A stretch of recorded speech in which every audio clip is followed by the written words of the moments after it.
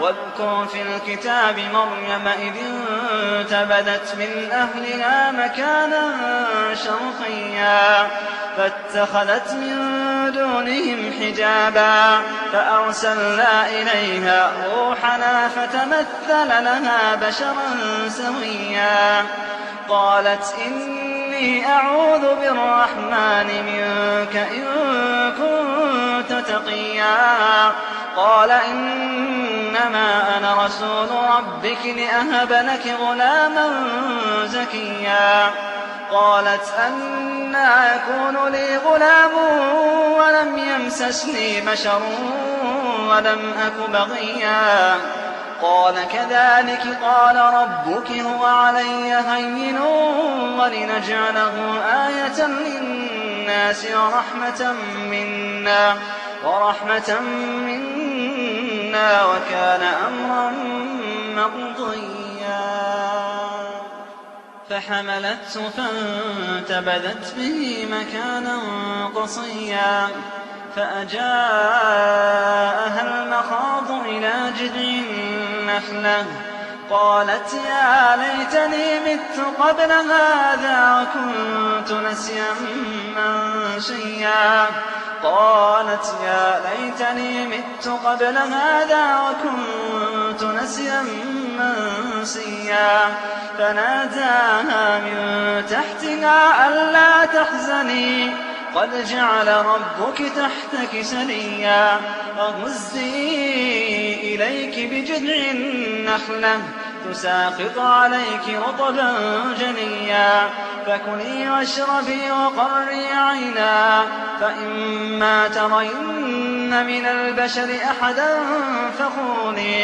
فقولي إني نذرت للرحمن صوما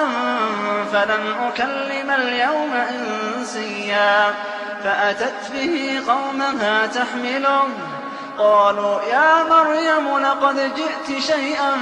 فريا يا أخت هارون ما كان أبوك امرأ سوء وما كانت أمك بغيا فأشارت إليه قالوا كيف نكلم من كان في المهد صبيا قال إني عبد الله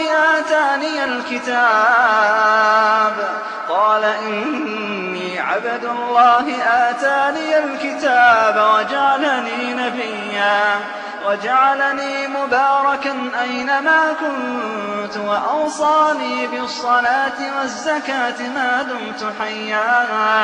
وبرا بوالدتي ولم يجعلني جبارا شقيا والسلام علي يوم ولدت ويوم أموت ويوم أبعث حيا ذلك عيسى بن مريم قول الحق الذي فيه يمترون ما كان لله أن يتخذ من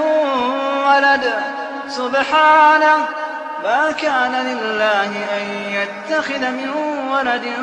سبحانه إذا قضى أمرا فإنما يقول له كن فيكون وإن الله ربي وربكم فاعبدوه هذا صراط مستقيم فاختلف الأحزاب من بينهم فويل للذين كفروا من مشهد يوم عظيم أسمع بهم وأبصر يوم يأتوننا لكن الظالمون اليوم في ضلال مبين وأنذرهم يوم الحسرة إذ قضي الأمر وهم في غفلة وهم لا يؤمنون إنا نحن نرث الأرض ومن عليها وإلينا يرجعون